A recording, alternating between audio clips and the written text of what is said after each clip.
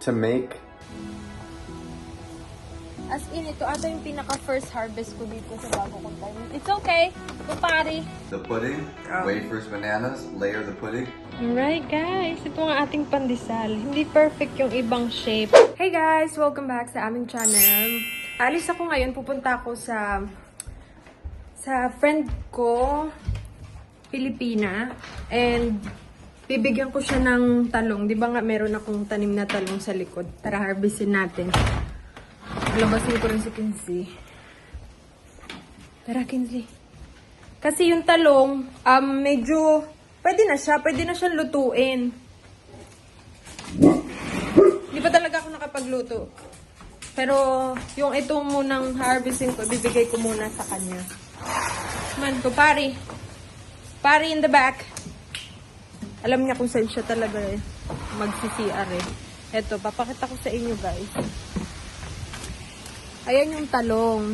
Wait lang. So, may bulaklak pa siya, guys. Ito yung mga bunga niya. Ayan yung kukunin ko. Alam ko pwede na yan siyang ulamin eh. Or lutuin. 'Di ba? Hindi ko alam kasi kung lumalaki pa to siya or hanggang ganyan lang eh. Pero harvestin na natin siya, no? Para ibigay ko sa kanya. Mag-meet kami ngayon. Kinsley! Hey! Go party back there! Kinsley! Go potty. Doon yan siya sa pinakalikod magpupupo. Kasi bawal siya dito sa grass. Alam niya kung saan siya pwedeng. Back there. Now, go back there. Yep. Tapos yung mga pupo niya, pinapala lang ng daddy niya. Tapos lalagay sa plastic. Sige na. Alright, tara, harvestin natin to guys. Meron din pala akong kamatis dito. Akala ko talaga mamamatay na to siyang mga tanim ko. Kasi summer ko pa to tinanim eh. Tapos sobrang init nga pala dito sa amin, no? Ngayon ko na lang siya dito sa pinaka bag. Yung kamatis, napakinabangan ko rin siya noon.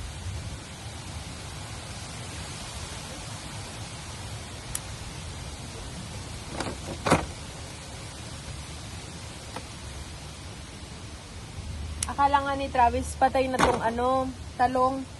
Kasi, grabe talaga yung pagtagtuyot nito noon. Nung nandun pa kami sa apartment. So, baka bumunga pa siya, no? Bilisan mo, Kinsley. Alis si Mami.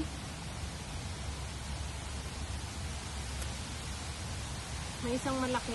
Nung dati sa pinakaunang apartment namin dito sa Virginia, guys, marami akong nakain na talong. Kasi, dati, marami siyang bunga. Marami siyang bumunga noon. And siguro, I think madaming talong din yung bunga ko noon, no? Tapos ngayon, unti lang siya magbunga. Bilisan mo. Magantay si Mami.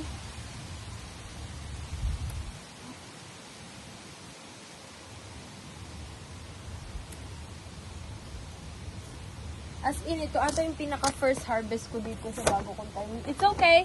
Kupari. Alright. We'll see you later, guys. Good morning, guys. By the way, nagawa nga pala si Daddy Colette ng dessert kagabi. Ang sarap. Oh, I still have some of this left. Nah. Show me the other one.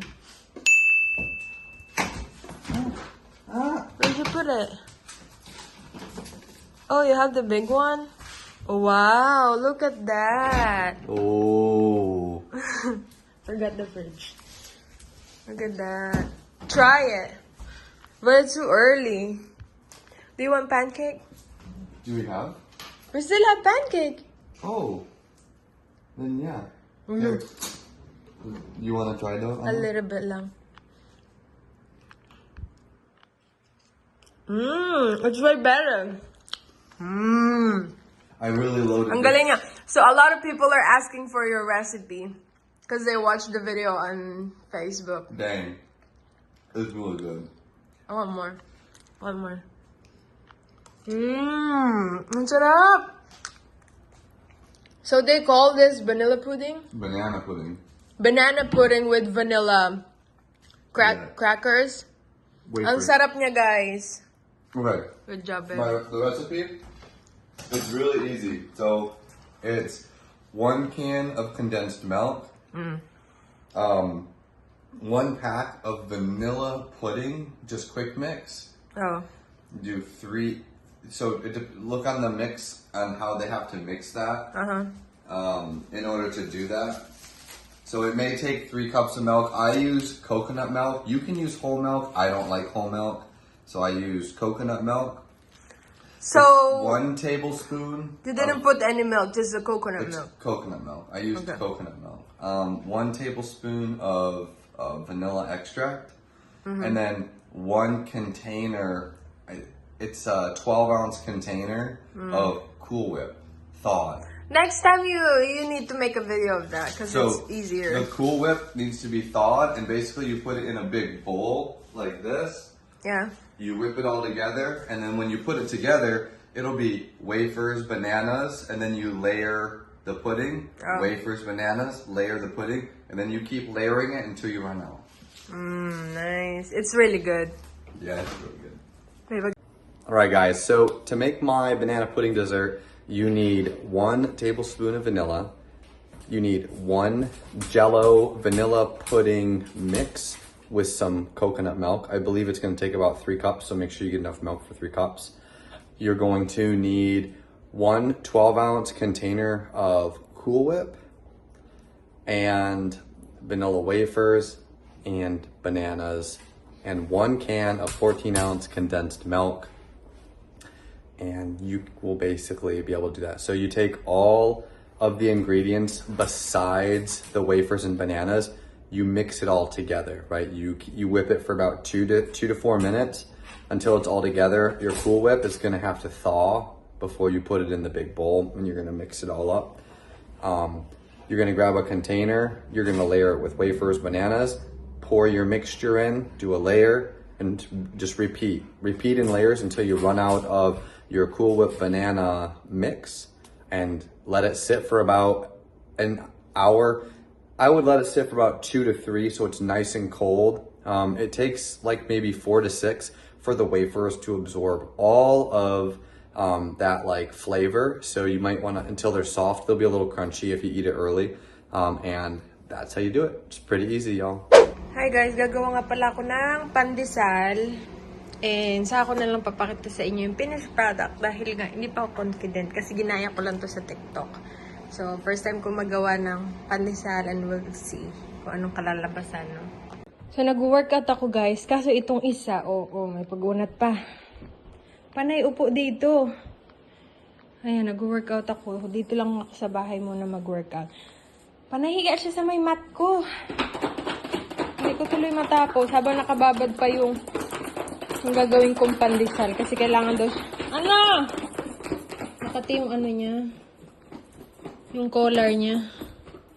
Tanggalin niya ni daddy mamaya, ha? Let me finish my Kinsley, please. Kinsley, can you lay down there? Can you go lay down there?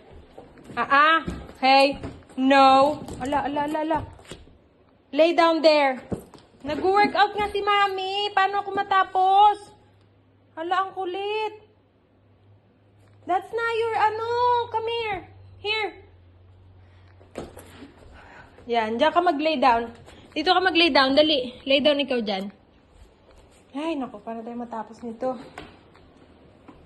Saway ka. Ito na siya, guys. Ibibake natin siya ng 15 minutes sa 375 degree. Ayan. Hindi perfect yung pagkakashape ko, pero let's see.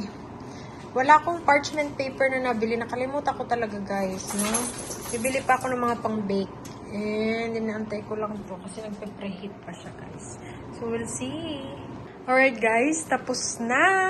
We'll see. Tignan natin. Tapos na. Ayan, taray. Parang kailangan ko pa siya ilagay ng another 5 minutes. Ayan, lumobo naman na siya. Ilagay pa natin ng ilang pang minuto. Mga 2 minutes. Ito ang ating pandesal. Hindi perfect yung ibang shape, pero na-try natin. Oh, mukhang malutong ah. Tignan natin. Open natin siya, guys. Kuha lang ako ng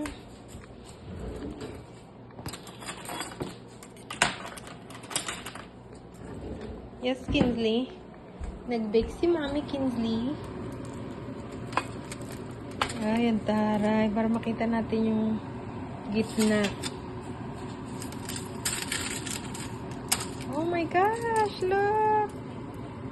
Pwede na. Siyempre, kailangan ipalamig pa natin siya, guys.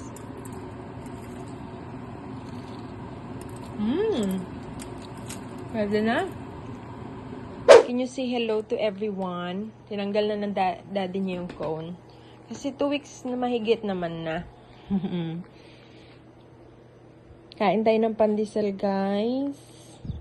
And si Travis nag-edit ng kanyang thumbnail. Ay, ka-sweet naman ng baby niya yan. Ay, ka-sweet naman yung baby. Mag-aalmusal kami.